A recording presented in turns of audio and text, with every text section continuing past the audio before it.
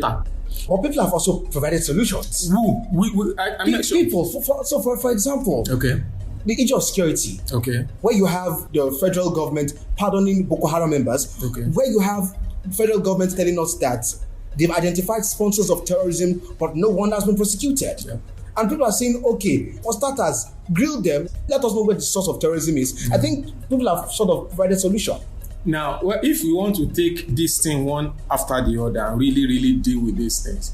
Now, the security that you talk about, as a layman, I totally agree with your point of view. I totally agree that, okay, the government is supposed to take this but in a country, there's so many things that goes on.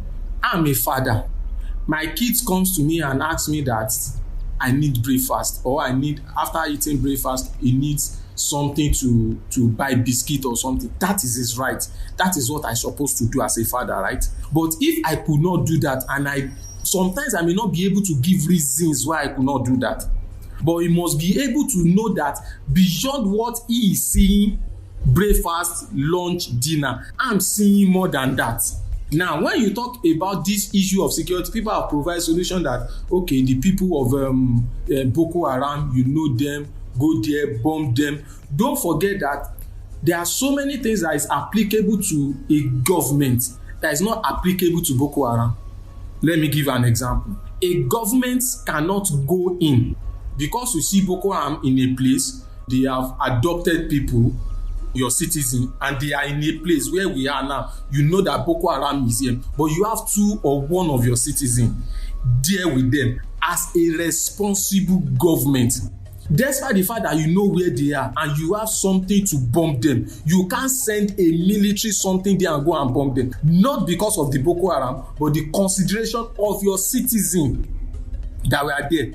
That same thing is not applicable to Boko Haram. Boko Haram can come in and come and bomb you. Are you getting my point? So when we have this kind of argument, as much as I believe that we are not doing enough as APC member to curb this security issue, there are so many things that could have been done. But despite that fact, I don't want to believe that the government is just sitting and looking at, you can't be that devilish. But it's looking like they are sitting because, for example, where you have bandits attack the airport, and just barely 24 hours, they attack train, killing about 8 people with several others abducted. With the Minister of Transportation coming out to say that he had warned that there will be problems. He told them that there will be problems, that they should establish or install security cameras. Yeah. But it's looking more like that. Don't you think so? I don't think so. Now the comments from the Minister of Transportation, I believe it was from a point of anguish, a point of agony and all those stuff, because most of this argument I used to run away from it, because we have come to a place where we don't value human life as a country. We have come to a place where APC and PDP argue based on this is the number of deaths that happens in your government, which is not a basis for me. Definitely. Which is a no. One person's life worth more. That is why most of the time I used to run away from this. But when you want to actually take the issue of security as a whole, there are sometimes we really need to look at ourselves and tell ourselves the truth. When you talk about the security, I'm not a security expert, but I know that security have layers. There is one for the citizens, there is one for the military people that are the expert in the field, and all the rest. If you want to say anything about this government, you can assess how much the past governance has put on security architecture in terms of buying military equipment. You can also answer that question as a journalist. Looking at from 1999, how much they have put into buying military. There was a time in this country where our armies were literally running away from Boko Haram. There was a time in this country then, before this government, right? Where our military are literally running out away from Boko Haram.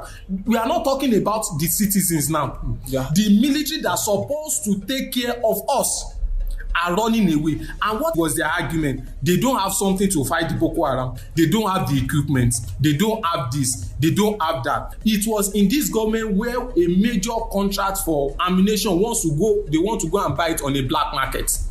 And they use a private jet of a popular pastor to go and buy. It was in this country. Now, moving forward to this government, we can see what they have done in terms of putting money into the security architecture. We can see the way our soldiers and our military are now getting bolder to go and get. Now, could they have done more? Yes. Are they doing their best? I think so. But I still believe their best is not enough. Okay. We still need to do more.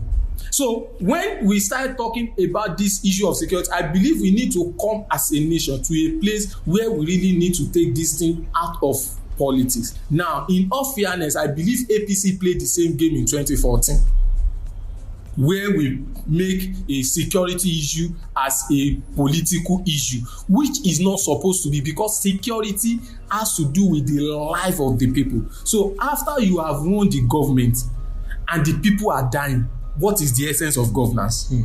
Are you getting my point? So for me, I don't believe that this government are not doing their best. I just believe their best is not good enough, and they need to put everything together to do more, because people are dying. Thank you very much. One of the major debates that came up in this administration was the debate on true federalism, devolving of power, especially security-wise, where the state governors, especially Southwest, had to now create a special security force for Southwest. What's your reaction to true federalism and devolving of power, especially security-wise? What's your take on that? I totally agree with the concept of federalism. But the problem for me when talking about federalism is that we don't even know what federalism is. So what is federalism? So now, I won't pretend as if I know what federalism means too. Okay. I will just say it from the point of what I think. Because when you start talking about federalism, you find out that people have different definitions of federalism. So we have a state government that is shouting to the federal government that you have to balance equation. But in their states, they did not want to balance the equation. Okay. We are talking about federalism. When you talk about federalism, the concept basically is where there is dissolution of power, where the president is not overriding on the state government. But the same thing applies to the state government not overriding on the local government. So if I want to reverse the question to you, the thing says that if that comes to equity, must come with clean hand. So the state government that is actually asking for federalism, do you think they are really justified to ask for federalism? These are the same people that they don't give the state assembly, the autonomous. These are the people that even the judiciary, we are still in a place where state government still buys car for the judiciary, for the judges, and you want those judges to be fair. And you see the judgment, you can see that when they want to get one favorable judgment, you can see them going to some certain states. And you know that immediately, because the judiciary and the something are very, very, they have camped them in that something. Now, this is the same federal government that they are saying is against federalism. Sign something that there should be autonomous for the state and for the local government. Sign something like financial autonomous for the state assembly. So this argument for me, it's more or less of which one comes first. Is it the egg or the chicken? But as time goes on, one thing I believe is that in democracy, there is no at any time where you have all the answer. But the thing is that you keep working, you keep improving. One of the things that is in America, if I ask you now, relatively, America has amended their constitution how many times? You may not even remember, hundreds of times. Immediately they get to a block and they find out that this thing is not working. What did they do? They go back into it. If the document were perfect in the first place, there will not be need for the amendment. How many times since 1999 have we amended our constitution? It's just coming. This same government that everybody is accusing that they don't want federalism, the very first major amendment is coming under this government. Am I wrong? No, you're very correct. So Now, it is easy to shout. My pastor used to tell me that he has 2 kids and he called the first kid, I want to send you to Lagos. And he said, Daddy, I'm coming. And he did not show up. And he called the second one and he said, come and go to Lagos. I want to send you to Lagos. And the guy said,